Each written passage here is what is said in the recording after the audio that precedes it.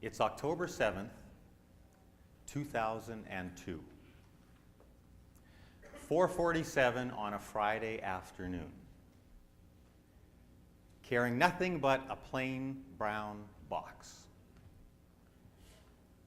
I left the office of my good government job for the last time. What some of you may think sounds like an exciting change, right? Turned out to be the biggest wake-up call of my life. You see, back in 2002, my wife Darcy and I had been married for 7 years. And back then, this was my big-haired wife, Darcy. And even though it was 2002, still had the 80s big hair going, right? Love the 80s big hair. And it was all kind of fitting because I was kind of stuck in the 80s myself back then. Yeah. You know, that slide always gets a little bit bigger laugh than I was hoping for. You know what I'm saying? And it was busy times back then. And when I left my job, I just felt like I left a whole chunk of who I was behind. Probably took about 10 months. 10 months to a year of being in the middle of the biggest change that I had ever gone through, not functioning well in the middle of that change, and most importantly, not doing anything about it. I started to feel like I was spiraling down. I was agitated, I was off. I'm usually a pretty patient guy. I was snapping at Darcy and the kids, and I wasn't myself. Darcy's taking this all in. She comes to me one day and she says, "Darren, we got to do something here. You just don't seem like yourself. You used to be a happy-go-lucky guy, had a smile on your face, had an ease about you. I haven't seen that guy in so long." She goes, "And we talked about this. We agreed this is what we would do. We need to do something different. We need to reconnect as a family. Let's get away. Let's get away hot, Holly. Let's go to Hawaii. Oh, it'll be great. We can play with the kids on the beach, and you could golf around, and you know something? If you take me to Hawaii in the middle of January, I'll even shave my legs."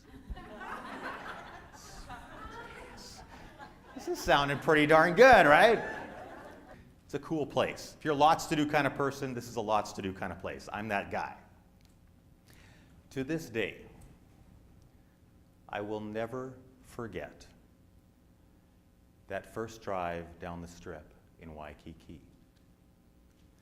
As we pulled onto the strip in our little rental car midday, we're driving along. Kids are excited, right? First hot holiday, looking at the palm trees and the ocean. And as we drove along, and I looked at the excitement of the kids and the excitement of Darcy in the car and all of these exciting things around me, I suddenly realized that I had everything that I loved all around me. And inside, I felt nothing.